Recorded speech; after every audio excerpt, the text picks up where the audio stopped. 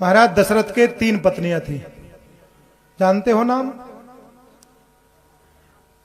कौशल्या, कैकेयी और सुमित्रा। तो महाराज दशरथ को सबसे ज्यादा प्रिय कैकेयी थी। कैकेयी को जहां भी जाते थे ना, साथ में लेकर के जाते थे। जहां भी जाते थे उसको साथ में लेकर के जाते थे। देवासुर संग्राम के समय पर महाराज दशरथ के रथ का पहिया टूट गया। जब रथ का पहिया टूट गया तो युद्ध हारने लगे। उस समय कैकेयी ने अपने हाथ की कलाई रथ के पहिए में लगा दिया था, जिसकी वजह से महाराज दशरथ रणभूमि में युद्ध को जीत करके और वापस आए। अब शंका हो रही होगी कि हाथ की कलाई कैसे लगा दी? हाथ की कलाई पे कहीं रथ रुक सकता है? ये भी तो बात है ना। हाँ, रुक सकता है। तो कैसे रुका हाथ? हाथ इसलिए रुका कि जिस समय कैकेयी छोटी थी उस समय महाराज दुर्वासा जी गए थे। कोई बात नहीं। महाराज दुर्वासा जी गए और कैकेयी के पिताजी से कहा कि अपनी एक पुत्री मुझे सेवा के लिए दे दो। तो कैकेयी के पिताजी ने अपनी पुत्री कैकेयी का हाथ जो है दुर्वासा ऋषि को पकड़ा दिया।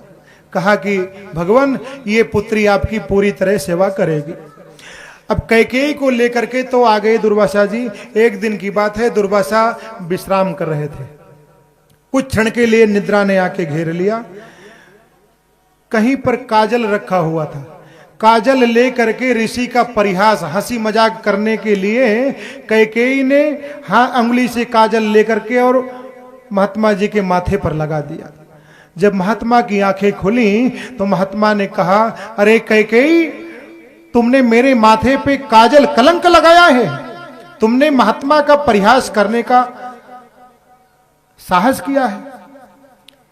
तुमको मैं श्राप देता हूं, जाओ, यही काजल तुम्हारे जीवन में कलंक बन करके रह जाएगा। आज की तारीख से कोई कैकेयी नाम अपनी बेटी का नहीं रखेगा। और जिस हाथों से तुमने ये काजल लगाया है ना माथे पर, यही हाथ तुम्हारा ये वज्र का हो जाएगा। समझ गए? जाओ, तुमको मैं श्राप देता हूं। आज वही श्राप फलीभूत हो गया। वही हाथ वज्र का हो गया और उसी हाथ को रथ के पहिए में लगा दिया, जिसकी वजह से दशरथ जी को विजय श्री प्राप्त हुई। समझ गए? जिसकी वजह से विजय श्री प्राप्त हुई। सब ये जानते हैं कि भगवान श्री राम 14 वर्ष के लिए वनवास गए, है ना? वनवास क्यों गए? उसमें कोई कैकेयी का दोष थोड़ी था कोई। समझ गए? कैकेयी का उसमें कोई दोष नहीं था। अवध से राम की इतनी अगर दूरी नहीं होती, ध्यान से समझिएगा, अवध से राम की इतनी अगर दूरी नहीं होती, अहिल्या और सबरी की भक्ति पूरी नहीं होती। जगत कल्याण के खातिर, जगत कल्याण के खातिर सहाय अपमान जीवन भर, जगत कल्याण के खातिर सहाय अपमान जीवन भर। अगर होती न कैकेयी कथा पूरी नहीं होती, अगर होती न कैकेयी कथा पूरी नहीं होती। सदा सतपथ प्रगामी के हृदय में राम होता है, वो घर घर नहीं अयोध्या धाम होता है। समझ गए? कैकेयी का कोई दोष नहीं था। इसकी कथा भी मैं आपको सुना दे रहा हूं। आज से आपके मन का भ्रम निकल जाएगा और सच्चाई का पता भी आपको लग जाएगा। एक दिन की बात है, महाराज दशरथ कैकेयी को साथ में लेकर के और शिकार खेलने के लिए चले गए। शिकार खेलने के लिए गए, वहां पर मुलाकात हो जाती है बाली से। बाली के साथ कहते हैं कि महाराज दशरथ का युद्ध हुआ और शर्त ये रखी गई कि जो जीत जाएगा वो या तो अपना राज मुकुट दे देगा और या तो अपनी पत्नी संकल्प कर देगा। अच्छा, बाली को एक वरदान था। बाली को वरदान यह था कि बाली के सामने जो भी व्यक्ति सामने लड़ने के लिए आएगा तो उसकी आधी शक्ति बाली के अंदर स्वतः ही चली जाएगी।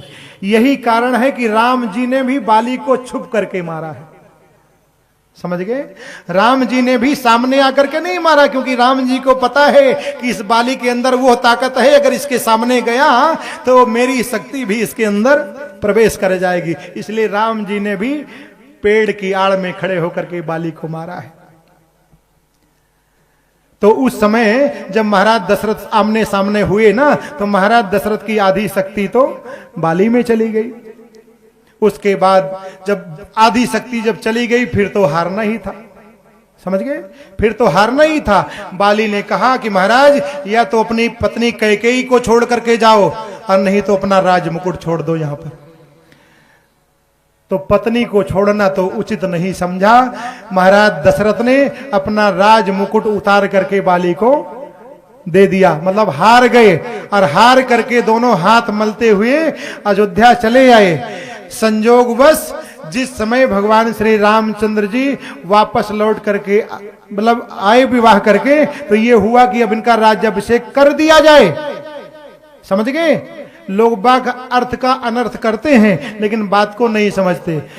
अरे भैया, जब राज मुकुट ही घर में नहीं है तो सिंहासन पर बैठेगा कौन और समाज को जवाब क्या देंगे हम?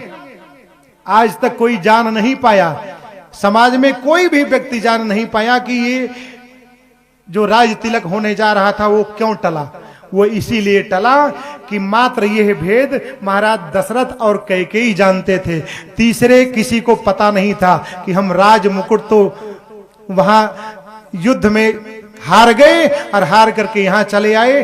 कल प्रजा हमसे पूछेगी, जब राजा बनने का समय आएगा, राम जी का राज सिंहासन पर बैठेंगे तो मुकुट का राज्याभिषेक होता है, उसका जो है अभिषेक किया जाता है, तब राजा बनाया जाता है।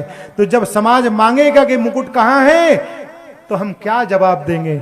इसलिए रातों रात कैकेयी ने नाटक किया और नाटक करके राम जी से कहा कि बेटा, ये भेद कोई जान न सके और केवल मैं जानूं, तेरे पिताजी जानते हैं और मात्र तुझे पता है। तुम जाओ बेटा, जहां कहीं से भी ये मुकुट बाली के पास रखा है, जिस प्रकार भी तुम्हें मिल सके उस प्रकार से मुकुट लेकर के आओगे, तब तुम्हारा राज्याभिषेक होगा। तब तक के लिए मैं नाटक करती हूं। इतना कैकेयी ने नाटक किया। राम जी घूमते घूमते घूमते घूमते इनको 14 वर्ष हो गया और 14 वर्ष में सबसे पहले बाली के पास पहुंचे हैं। बाली के पास जब गए तो बाली को मारने से पहले कहा कि बाली, वो मुकुट कहां है जो मेरे पिताजी तेरे यहां गिरवी रख के चले गए? वो कहां है मुकुट? बाली ने कहा कि मेरा रावण से सामना हुआ था, रावण को मैंने 6 महीने तक काक के नीचे दबा रखा था, लेकिन जब रावण छूट पाया ना तो वो मुकुट लेकर के भाग गया, इसलिए वो मुकुट मेरे पास नहीं रखा है। वो मुकुट तो लंका में पहुंच गया। भगवान राम ने उस मुकुट को प्राप्त करने के लिए लंका तक चढ़ाई कर दी। सबसे पहले लंका में आपने सीरियल में भी देखा होगा कि भगवान श्री रामचंद्र जी ने अंगद जी को भेजा था। किसके बेटे थे ये? बाली के बेटे थे। बाली ने कहा कि प्रभु, मैं तुम्हारी इतनी तो मदद कर सकता हूं, मैं तो अब किसी लायक नहीं रहा क्योंकि आपने मुझे मारने का प्रण कर लिया, लेकिन ये मैं अपना पुत्र तुम्हारे सुपुर्द करता हूं, ये मेरा बेटा तुम्हारा पूरा मदद करेगा, तुम इसे ले जाओ, ये इसकी जिम्मेदारी होगी, ये ला करके तुम्हें मुकुट देगा। आपने सीरियल भी देखा होगा, राम जी ने अंगद को भेजा, अंगद जी जब वहां लंका में गए हैं तो रावण के दरबार में अपना पैर जमा देते हैं। सभी राजा महाराजा उठ करके एक एक बार बाली का पैर उठाने की कोशिश करते हैं, लेकिन जब रावण आता है, जैसे पैर पे हाथ लगाने की कोशिश करता है, वो मुकुट गिर जाता है और अंगद जी उस मुकुट को राम जी के पास भेज देते हैं। आज वही मुकुट लेकर के राम जी आते हैं, तब राम जी का राज्याभिषेक होता है। तो कैकेयी को दोष क्यों देते हो लोग? ये कैकेयी को दोष नहीं, कैकेयी तो आज वही कैकेयी देवकी बनी है, समझ गए? अगला जन्म देवकी का हुआ है।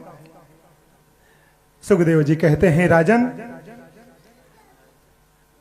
एक बार भूपति मन माही, भय गलानी मोरे सुत नाही। महाराज दशरथ जी के कोई संतान नहीं थी। एक बार भूपति मनमाही, भय गलानी मोरे सुतनाही, गुरु गृह गयौ तुरत मही पाला। जब मन में परेशानी आती है तो हमने बताया कहां जाना चाहिए? गुरु जी के पास। गुरु गृह गयौ तुरत मही पाला, चरण लाग कर विनय विशाला। वहां गए, गुरु जी का चरण बंदन किया, उसके बाद निज दुख सुख सब गुरु ही सुनायो, कही वशिष्ठ बहुविधि समुझायो। गुरु जी को सुख और दुख दोनों ही सुनाया और गुरु जी ने कहा कि धरहु धीर होई है सुत चारी, त्रिभुवन विदित भगत भयहारी। कहा कि धीरज धरो, तुम्हारे यहां एक नहीं चार चार संतान होंगी, समझ गए? एक नहीं चार संतान होंगी। बुढ़ापे में ऐसा क्यों सूझा? बुढ़ापे में इसलिए सूझा कि एक धोबी था, वो जो है पक्का दुश्मन था इनका, महाराज दशरथ का।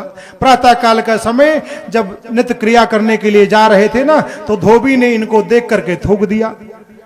कहा कि निसंतान का मुंह सवेरे सवेरे देखना नहीं चाहिए।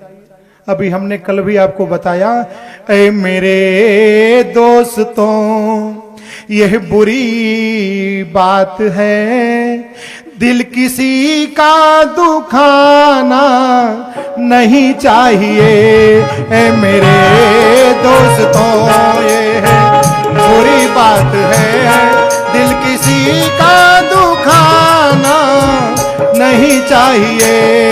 ऐ मेरे दोस्तों ये बुरी बात है, दिल किसी का दुखाना नहीं चाहिए। है मेरे दोस्तों, कभी किसी को ऐसा शब्द नहीं बोलना चाहिए। इसीलिए मन में गलानी हुई, गुरु जी के पास पहुंचे। गुरु जी ने शंका का समाधान किया। श्रृंगी ऋषि वशिष्ठ बुलावा, पुत्र काम शुभ यज्ञ करावा। श्रृंगी ऋषि जी को बुलाया गया है। श्रृंगी ऋषि जी ने पुत्र कामेष्टि यज्ञ कराया। जब यज्ञ हो रहा था ना, उस समय यज्ञ नारायण भगवान कटोरे में खीर लेकर के प्रकट हो गए। कटोरे में खीर लेकर के जब प्रकट हुए तो उन्होंने गुरु जी को दे दिया प्रसाद, और गुरु जी ने सबको अर्ध भाग कौशल्य ही दीना, उभय भाग आधे कर कीना। आधा तो दे दिया कौशल्या जी को, समझ लेना, आधा कौशल्या जी को दे दिया, और उभय भाग जो आधा बचा, आधे में दो भाग कर दिया। उभय भाग आधे कर कीना, क्योंकि तीन जनी है तो आधे में आधा तो दे दिया कैकेयी को, आधा सुमित्रा को। ठीक। अब हुआ क्या कि कौशल्या ने अपना ले लिया, कैकेयी ने अपना ले लिया, सुमित्रा ने अपना ले लिया। सुमित्रा का जो रखा हुआ भाग था उन्होंने कहीं ले जाकर के रख दिया। एक चील देख रही थी, वो आई और वो लेकर के प्रसाद उड़ गई। वो लेकर के उड़ती हुई जा रही थी। कहते हैं कि त्रिकूट पर्वत पर अंजनी माता निद्रा से जागृत हुई थी, अंगड़ाई ले रही थी, मुंह खोल रखा था, वो खीर ले जा करके अंजनी मैया के मुंह में डाल दिया, जिससे श्री हनुमान जी महाराज का जन्म हुआ। बोले श्री हनुमान जी महाराज की जय। अब जो है सुमित्रा परेशान होने लगी, तो कौशल्या ने भी और कैकेयी ने भी कहा कि बहन तुम परेशान मत हो, मैं अपने में से तुमको भाग देती हूं। तो कौशल्या ने अपने में से ही भाग दिया और कैकेयी ने अपने में से भी भाग दिया। हमारे मनीष जी अमर उजाला से आए हैं, इनका लाख लाख धन्यवाद। सब ताली बजा करके इनका स्वागत करेंगे और मैं इनको मंच पे आमंत्रित करूंगा। भाई को रोज डेली का समाचार सब जो है अमर उजाला में दे रहे हैं। सब लोग तालियों के साथ स्वागत करेंगे।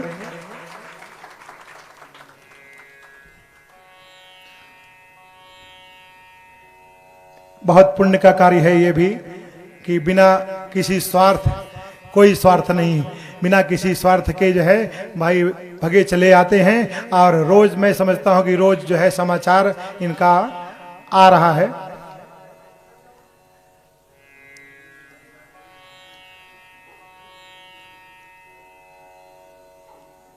बोले भागवत भगवान की जय। कौशल्या जी ने अपने में से आधा, कैकेयी ने अपने में से आधा आधा करके दिया। सुमित्रा ने कहा बहन ये वादा करती हूं, यदि संयोगवश मेरे एक दो पुत्र हो गया ना, तो एक पुत्र तेरे पुत्र की सेवा में लगा दूंगी और एक पुत्र तेरे पुत्र की सेवा में लगा दूंगी। ये जो है कहा है मैया ने। और संजोग ऐसा हुआ कि जब दो पुत्र हुए तो एक पुत्र तो राम जी की सेवा में भेज दिया और एक पुत्र जो है भरत जी की सेवा में दे दिया। देखो ये कथा सीख देती है कि परिवार में कैसे रहना चाहिए। समझ गए? परिवार में किस प्रकार से रहना चाहिए। भगवान हर घर में सुख शांति रखे और हर किसी को मिलजुल करके ही ऐसे ही मिल बांट के ही खाना चाहिए। समय आया, सभी रानियां गर्भवती हुई। नवमी तिथि मधुमास पुनीता, शुक्ल पक्ष अभिजित हरे प्रीता, मध्य दिवस अरुषित न घामा। नवमी तिथि है, चैत का महीना है,